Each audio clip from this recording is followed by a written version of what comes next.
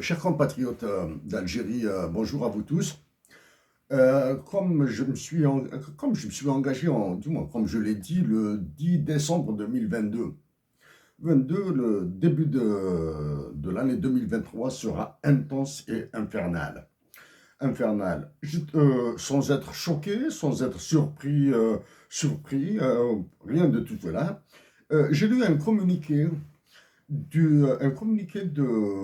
sur l'APS du ministère des Finances ou de l'armée ou j'ignore de qui, hein, de qui, même s'il est dit qu'il a été signé par le ministère des Finances, etc. Mais ça m'étonnerait fort que ce soit un communiqué signé par le ministère des Finances, et il concerne la visite de la Banque mondiale en Algérie. Donc, il se confirme. Maintenant, je vais tout construire, du moins, je vais construire une partie euh, de l'argumentaire autour de l'arrestation de Dersan Khadri. Maintenant, tout se met en place pour dire que l'arrestation d'Dersan Khadri est une action sauvage, criminelle,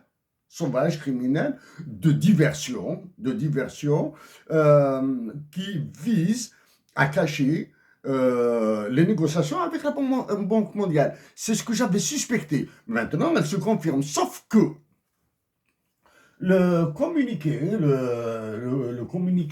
a été publié 3 jours ou quelque chose comme ça après la visite de l'économiste de la Banque mondiale qui s'occupe de l'Afrique du Nord, de la région MENA. De la région MENA, Jesco Henschel.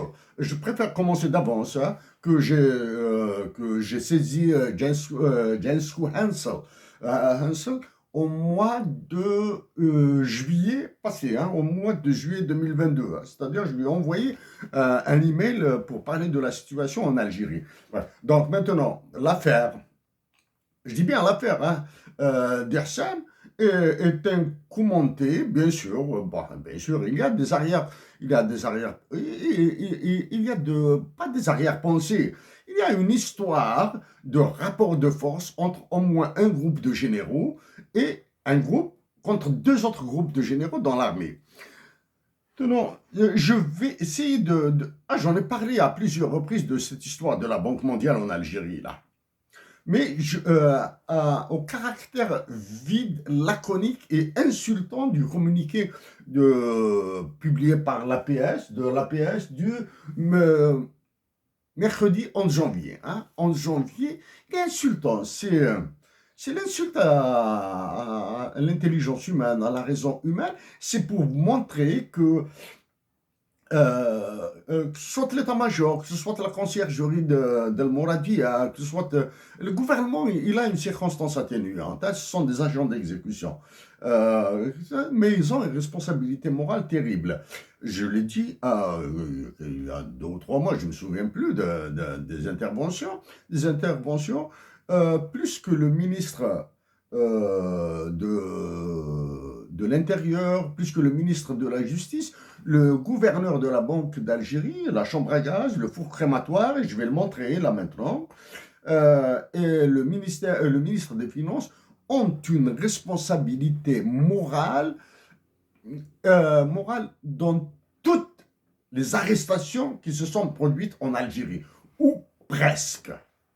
Arrestations politiques en Algérie, bien sûr. Hein. Ils ont une responsabilité morale terrifiante. Ils doivent peut-être qu'ils auront la dignité patriotique de faire leur mea culpa un de ces 4 matins. Maintenant, je vais euh, parler de ce communiqué, c'est insultant. Je vais essayer de le lire. Donc, il coïncide après la visite du FMI, qui a été cachée. Hein. Elle a été cachée, elle n'a pas été rendue publique. Hein. Ils sont restés 3 semaines en Algérie. Et la presse n'en a soufflé un mot.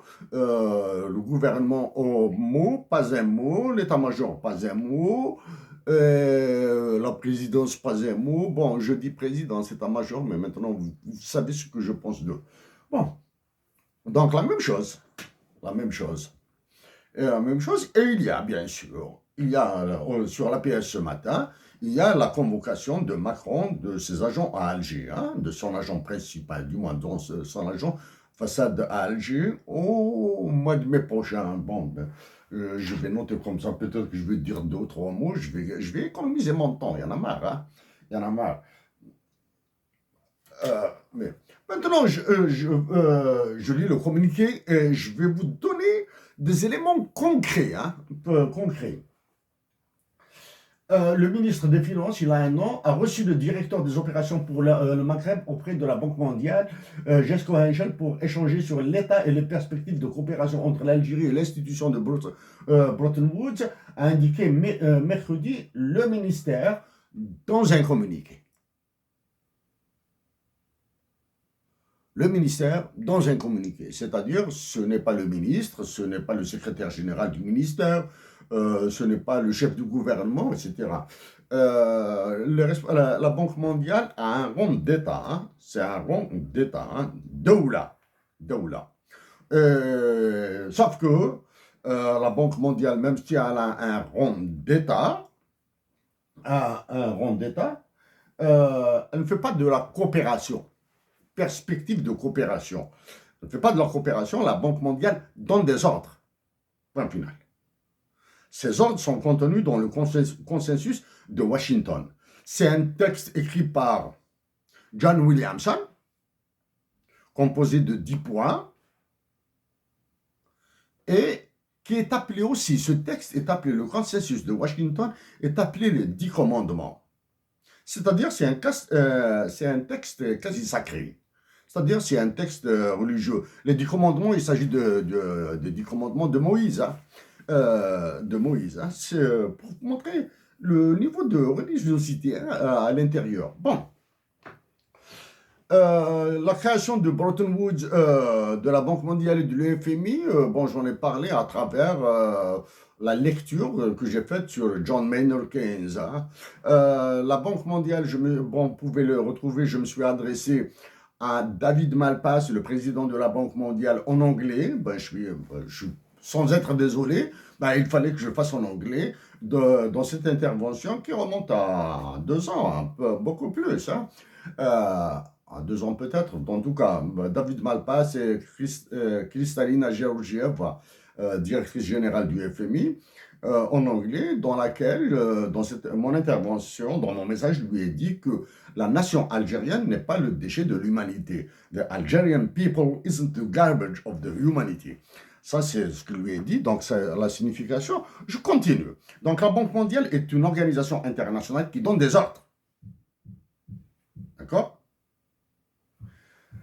Lors de cette rencontre tenue hier au siège du ministère, a évoqué les voies et moyens à même de renforcer davantage l'appui de la Banque mondiale pour l'Algérie en termes de transfert de savoir et de renforcement des capacités en vue d'appuyer le pays dans son vaste programme de recherche. Hein? Bon, pour ceux que c'est de transfert du savoir, c'est le know-how. Hein? Ensuite, le renforcement des capacités, c'est ce qu'on appelle le empowerment. Empowerment, ça vous lisez Amartya Sen. Hein, c'est Amartya Sen qui est derrière toutes ces histoires. Amartya Sen est un Nobel en économie qui a dirigé Oxfam. Oxfam qui a conduit une série de scandales, etc. C'est ce qu'on appelle des empowerment. Alors que l'Algérie, non. Elle n'est pas dans le empowerment, elle n'est pas dans le transfert du savoir, du know-how, du savoir-faire. Du savoir-faire, les Algériens doivent être formés. Bref, le ministre a souligné que l'économie algérienne a enregistré depuis l'exercice 2022 hein, uniquement, une évolution positive comme l'attestent plusieurs indicateurs avec notamment un retour de la courbe de croissance sur sa trajectoire ascendante et ce en dépit des répercussions de la période. Oh, c'est tout ce charabia là, les termes, etc. Sauf... c'est fallacieux. Hein? L'Algérie s'est engagée à consolider, à accroître le pouvoir d'achat des citoyens. C'est la connerie, tout ça. Hein? Ça, c'est du pipeau, tout ça. Hein? Ça, c'est du vide. Parce qu'à consolider et accroître le pouvoir d'achat, ça veut dire créer de l'inflation, créer de l'emploi, créer de l'inflation, etc. Relancer de la croissance, alors que l'Algérie va sombrer. Hein. Elle va sombrer. Pour sa part, M. Hencho a salué les efforts consentis par l'Algérie pour asseoir les bases d'une croissance économique durable. Ça, c'est toujours la même rengaine. Dont les perspectives économiques semblent, selon les prévisions, être favorables, entre guillemets, favorables. Le responsable au salaire a réitéré la disponibilité de la BM, Henschel, la disponibilité de l'institution à continuer à déployer les actions nécessaires pour l'accompagnement des politiques adoptées par notre pays. C'est-à-dire, elle va accompagner les politiques adoptées par notre pays, alors que les politiques adoptées par notre pays sont contre tout ce qui est préconisé par le FMI et la Banque mondiale. Elles sont absolument dans un sens alors là complètement opposé. Pourquoi elles sont complètement opposées? Parce qu'il y a l'élection présidentielle de la fin de l'été et de début de l'automne. Ça, c'est la première. Ce qu'ils appellent, hein, c'est pour cette raison qu'ils utilisent le mot perspective. Hein, c'est-à-dire les perspectives sont dans un lointain futur. Hein, lointain futur. Ça veut dire que là, ils savent que les responsables de la Banque mondiale ne liront pas ce genre de communiqué. Ça, ils le savent. Hein, bon, ben, quand il rentre à Washington, dans l'avion, etc., quand il verra ses collègues, j'ai contacté un paquet d'entre eux, là. Un paquet d'entre eux, ils vont rire. Ils vont rire. Quand ils seront à Washington, quand ils sortent un café là dans la placette, à côté de la placette là dans le square où se trouve le FMI et la Banque mondiale, ils vont rire. C'est tout ce qu'ils vont rire. Bon, maintenant on va voir quelques éléments concrets. Bon, donc j'ai dit ça sera autour. Donc l'affaire de Qadi Ihsan, c'est-à-dire l'incarcération injuste, criminelle et sauvage d'Ihsan doit être une opportunité pour sa remise en liberté provisoire, son rejugement, déclaration d'un verdict d'innocence et un dédommagement. Donc, Ihsan doit être le vecteur pour la libération de tous les détenus politiques algériens avec rejugement, déclaration d'innocence, effacement du casier judiciaire et dédommagement, puisque la justice a été transférée au marché.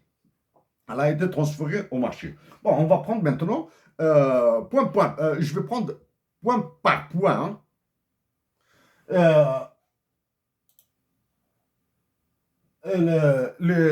Les 10 commandements du consensus de Washington, là, hein, je vais les parcourir rapidement. Je l'ai fait à plusieurs reprises. Hein. Donc, discipline fiscale. Les déficits budgétaires, bon, ça, je vous renvoie au mot du ministre lui-même. Le déficit sera abyssal. Donc, ça, la Banque mondiale et le FMI vont s'énerver contre l'Algérie. Quand je dis ils vont s'énerver contre l'Algérie, ça veut dire qu'ils vont taper sur la nation algérienne. Les conséquences, c'est sur la nation algérienne. Priorité pour les dépenses publiques. Les subventions doivent être diminuées et supprimées. Donc, alors qu'ils ont décidé de maintenir les subventions, chose que j'ai défendu, un acte que j'ai défendu à fond et je continuerai à défendre à fond. Le maintien des subventions publiques. Subventions pour les produits de base, même si la qualité des produits de base va continuer à diminuer. Bon, il y a trop d'événements là, avant d'oublier. Rappelez-vous du catastrophique, du calamiteux communiqué signé par la présidence ou par un gars à la présidence, publié par l'APS, communiqué dans lequel il a tiré à boulet rouge sur la Banque mondiale et pas le FMI. Donc, quand je suis parti à Washington avec certains Brachtia, nous avons soulevé ce point-là. Je lui ai dit, il y a pour eux l'insulte qu'a subi la Banque mondiale à travers ce communiqué. Je lui ai dit, on va régler ce problème maintenant, on va négocier. on va discuter, et je dois rencontrer les économistes de la Banque mondiale pour discuter de ce problème, justement, pour trouver une solution. Ça, il faut pas, il faut l'avoir toujours en tête, hein. C'est ce qu'on appelle, ça, c'est les critères de crédibilité, hein. En termes théoriques, on appelle l'aléa morale, la sélection adverse, etc., hein. Euh, Ça, en termes simples, on dit la crédibilité. L'État algérien est peu, sinon très peu crédible, ou pire encore, pas du tout crédible, hein. Les dépenses publiques doivent être redirigées vers l'éducation, la santé et le développement des infrastructures, hein. Ça, vous voyez bien ça. Alors que la santé, elle doit être privatisée, hein. C'est-à-dire, quand on dit rediriger vers la santé et les infrastructures, ça veut dire que tout ce qui est lourd doit être supporté par l'État algérien, et tout ce qui est profitable doit aller aux étrangers à travers les IDE, Brownfield ou Greenfield, hein. Greenfield. Réforme fiscale. L'assiette fiscale doit être large et les taux marginaux modérés. Les taux marginaux. Dans le marginalisme, les taux métal. J'ai cru avoir oublié le marginalisme parce que je suis un anti-marginaliste de première, hein. Modéré, ça veut dire que réduire les impôts au minimum, les réduire au minimum. C'est-à-dire, donc, quand on réduit les impôts au minimum, donc c'est en contradiction avec la dépense publique dans la santé et l'éducation, etc. Taux d'intérêt. Ah, ça, c'est super, ça. Ça, c'est super. Ce sont les marchés financiers nationaux qui doivent déterminer le taux d'intérêt d'un pays. Taux d'intérêt bancaire, hein, le taux directeur, ce qu'ils appellent le taux directeur, hein. Est-ce qu'il y a un marché financier en Algérie? Non. Est-ce que les banques publiques sont capables... est-ce qu'il y a un marché financier en Algérie? Non. Est-ce que les banques sont capables de définir un taux d'intérêt?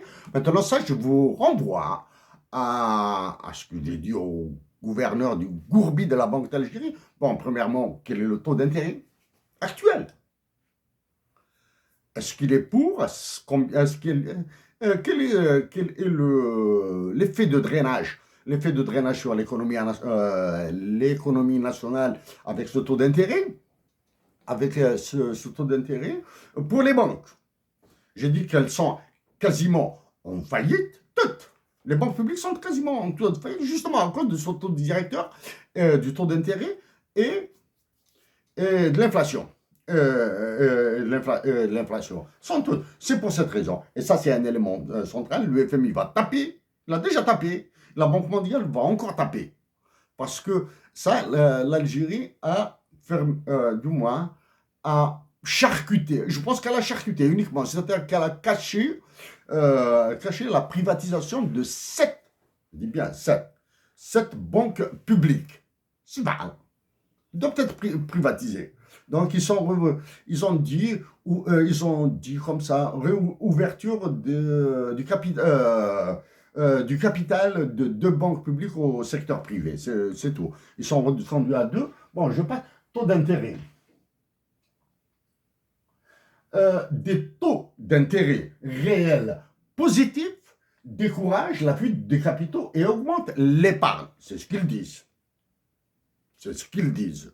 Des taux d'intérêt réel positif. Le taux d'intérêt réel positif, chers amis, ça, vous regardez mon intervention de 2015. Hein.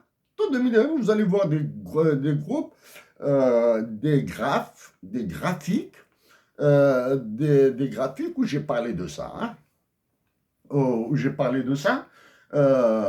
quoi les taux d'intérêt réels en Algérie sont négatifs. N'ont jamais été positifs depuis au moins 2010. C'est-à-dire, ça fait depuis 2010 que les taux d'intérêt réels sont négatifs en Algérie. Le drainage, je laisse les gars de la Banque d'Algérie, le drainage financier, je laisse les gars de la Banque d'Algérie vous répondre s'ils sont capables de vous répondre. Voilà. C'est depuis la dévaluation du dinar que l'Algérie est rentrée dans le cataclysme. Ça maintenant, avant d'aller sur les autres points, une dévaluation du dinar s'annonce. C'est ce que j'avais dit, ça c'est ce que j'ai suspecté depuis 2015.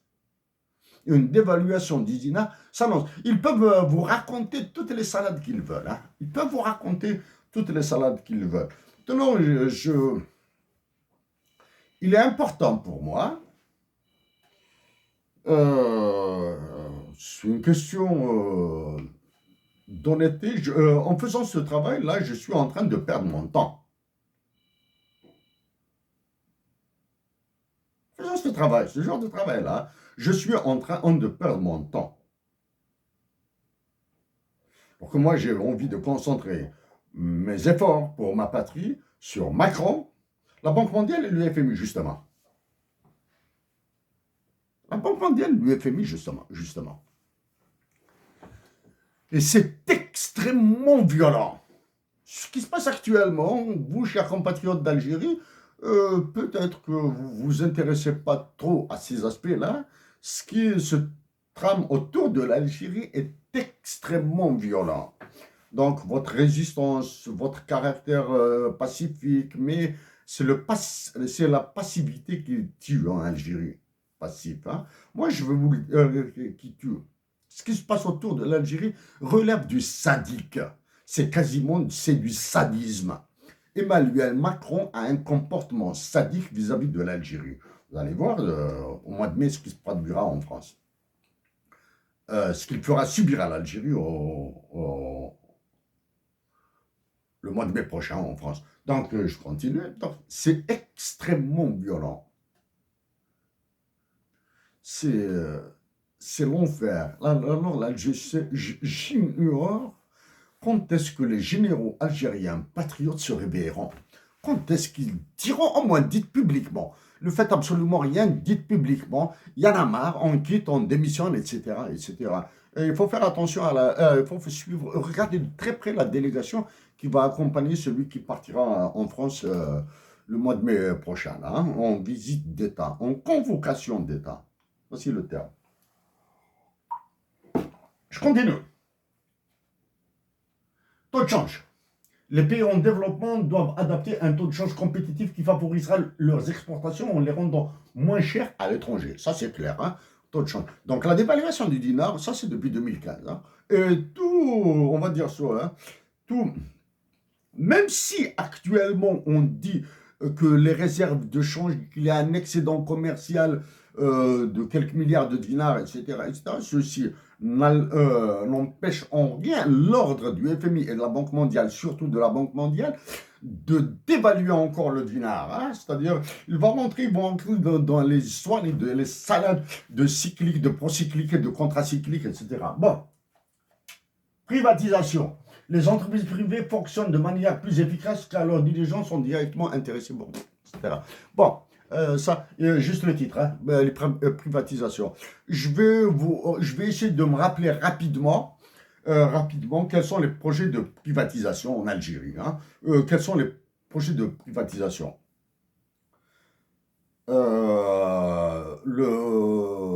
le premier projet de privatisation le plus important, c'est celui des autoroutes. Hein? Les autoroutes. Pour ça, vous voyez les calculs que j'ai fait 2017 ou 2016. 2016 sur la privatisation des autoroutes. Quelque chose qu'on ne dit pas du tout. La privatisation de la téléphonie. Le découpage de la boucle locale. Pour ça, il y a des calculs, hein, j'en ai marre des calculs, hein, des calculs financiers, combien perdra l'Algérie. Hein, même chose pour la privatisation des autoroutes. Donc, privatisation des autoroutes, téléphonie mobile, réduction du volume de la couverture des assurances, de l'assurance maladie en Algérie. Donc, ils vont privatiser l'assurance maladie, ils vont donner une partie, une très, très, très bonne partie au privé, hein, etc. Qu'est-ce qu'il y a comme projet de privatisation? Ils vont revenir sur les affaires de SNS Al-Hajjar, etc., la métallurgie, ce qu'ils ont fait avec les Turcs. Hein, les Turcs.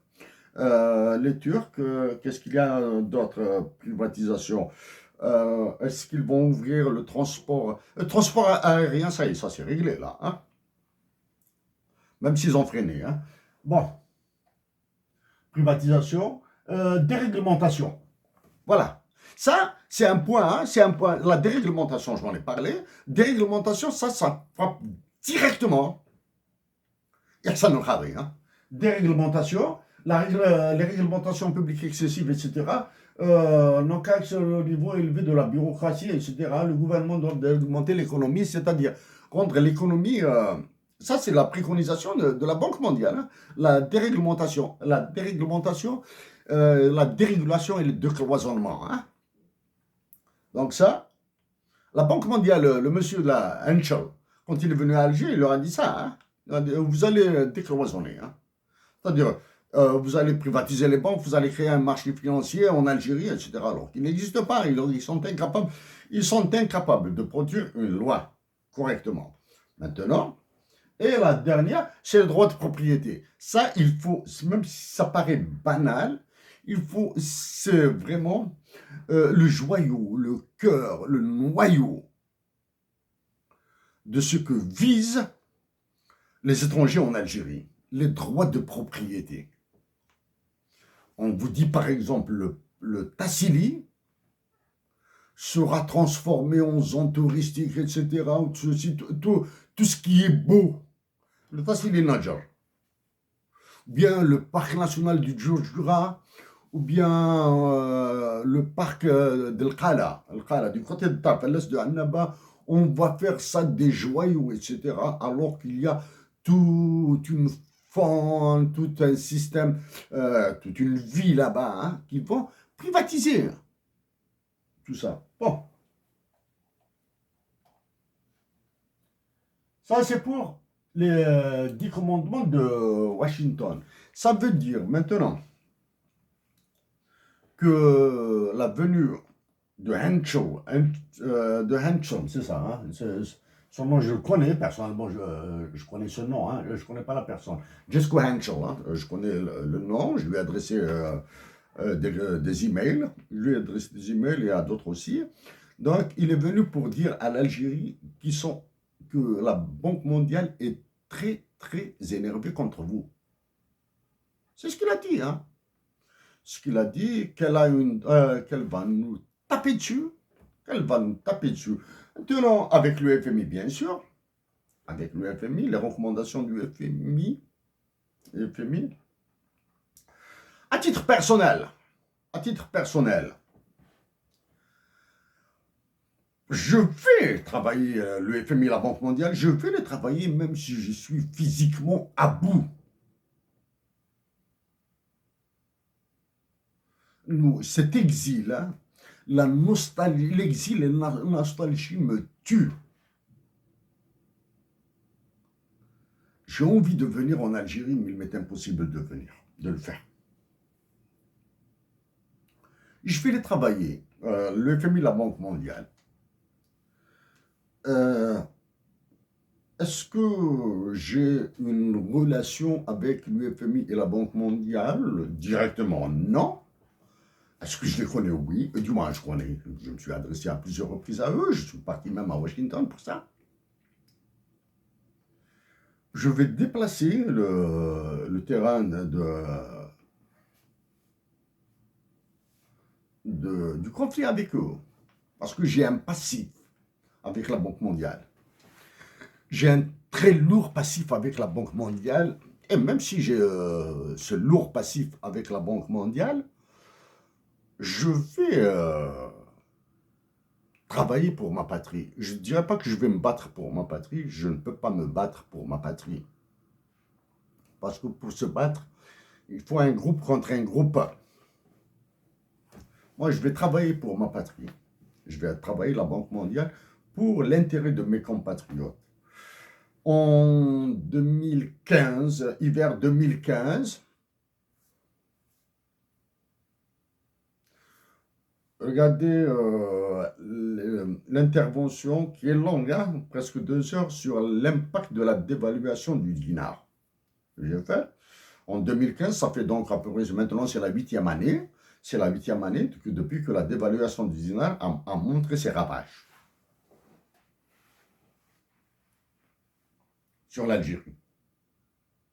Au milieu de l'intervention, ça je me souviens que c'était au milieu de l'intervention, j'ai eu des mots durs avec le président de la Banque mondiale de l'époque, Jim Yong Kim, c'est un Américain, et avoir des mots durs avec un président américain, même s'il les ignore, ses services se souviennent. Ces services se souviennent tout, hein, ces conseillers, ces économistes, ils ont tout, absolument tout ce qui concerne l'Algérie. Hein. Un tel a dit ceci, un tel a dit cela. Bien sûr, ce n'est pas tout le monde. Hein. Ils prennent les déclarations marquantes. Bien sûr, il y a les chiffres, ils les ont. Les chiffres, ils les ont. En 2015, c'est vrai que vous allez voir, maintenant que c'est du café que je dis, hein, c'est du café. En 2015, vous allez voir que il y avait un verre de jus d'orange qui m'aidait à, à parler. À parler. En plus, il faut ajouter la timidité. Donc, dans mon jus d'orange, il y avait mon ivresse. Je vous le dis, hein, je vous le dis naturellement et honnêtement. Dans mon jus d'orange, il y avait mon ivresse. J'ai eu des mots extrêmement durs avec le président de la Banque mondiale, Jim Yong Kim. À l'époque, c'était un Africain, Emmanuel Noubissier, quelque chose comme ça, qui était le résident permanent de la Banque mondiale à Alger. Emmanuel Noubissier a été chassé. Fait 2 ans, ça fait au moins 2 ans, je me suis adressé à David Malpass, le président de la Banque mondiale, en anglais, vous pouvez trouver. Là, je lui ai dit que la nation algérienne, que le peuple algérien n'est pas le déchet de l'humanité. Je pars avec, un point négatif, avec cette charge passive. C'est-à-dire, tout ce que je ferai auprès de la Banque mondiale pour ma patrie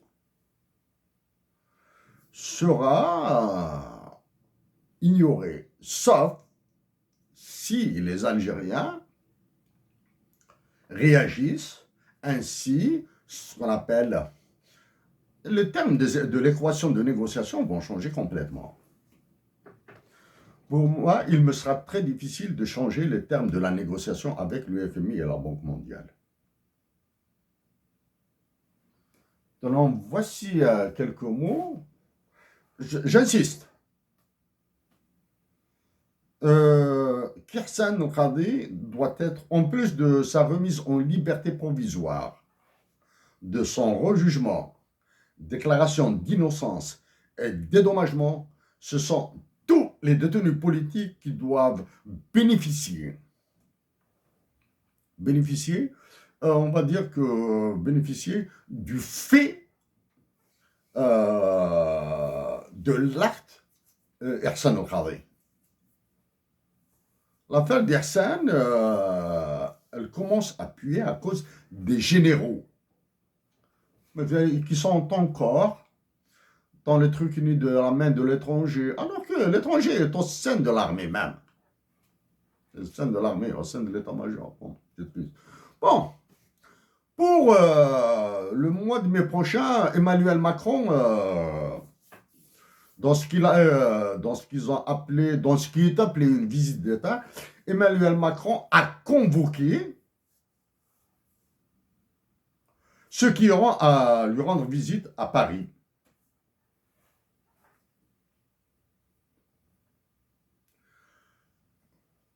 Le schéma est très simple.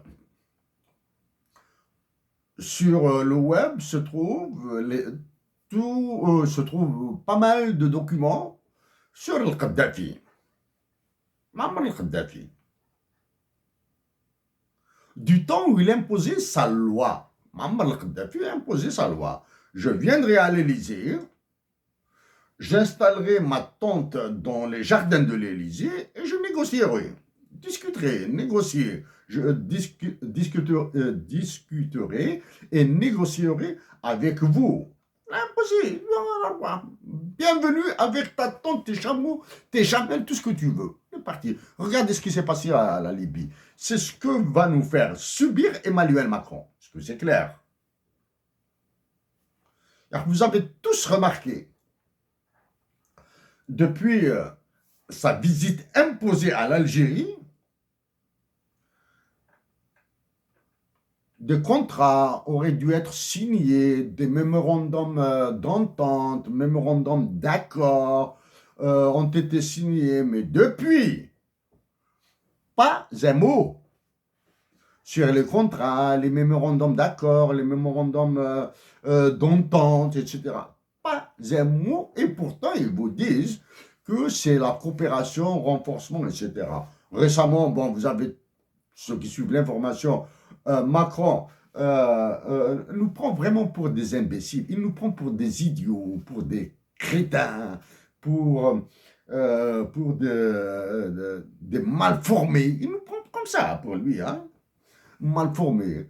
Je propose un institut algéro-français aux Algériens, mais je ne demande pas pardon. Et le verbe 3 points de suspension, votre révolution, votre guerre, etc., etc. Hein? OK?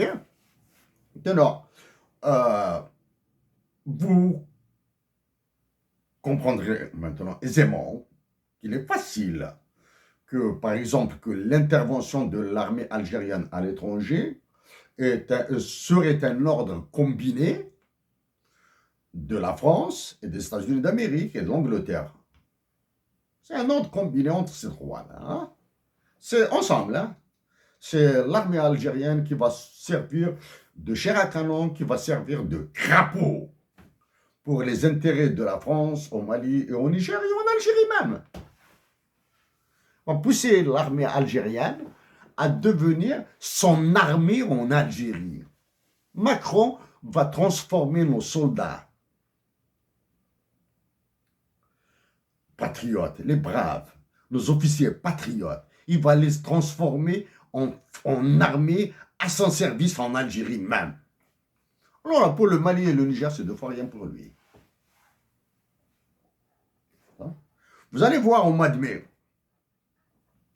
comment ils prendront leur stylo et signer les sous-marins nucléaires, les avions d'assaut, l'eau, le train. Ils vont signer tout ça. Hein? Ils vont signer tout ça. Ils vont encore renforcer le machin de transfert de pension de retraite. Peut-être que les Algériens négligent cet aspect, mais il est très très important. Ensuite, bien sûr, l'ouverture de banques internationales, s'il vous plaît, mais strictement françaises. En Algérie, et en France, à Paris, à Rouen, à Lille, à Angers. Chers compatriotes d'Algérie,